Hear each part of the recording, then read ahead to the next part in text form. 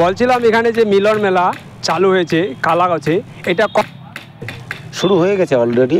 গত শুক্রবার 6 তারিখে ওপেনিং হয়ে গেছে। তো এখনও পর্যন্ত আর কি মেলা চলছে টুকটাক।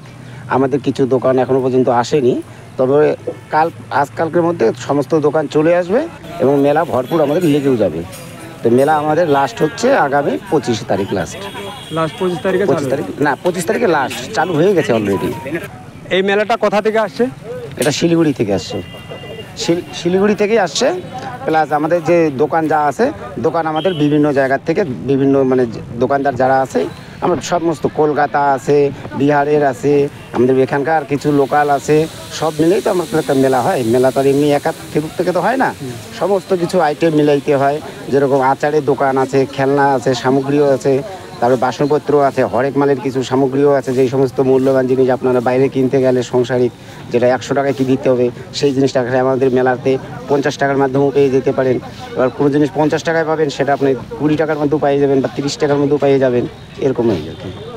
এই মেলাটা কতদিন থাকতে পারে? গত 6 তারিখ থেকে আগামী 25 তারিখে লাস্ট। আপনার পরিচয়? আমার পরিচয় বিপ্লব বর্মন আমার নাম। বাড়ি? বাড়ি আমার শিলিগুড়ি। ধন্যবাদ।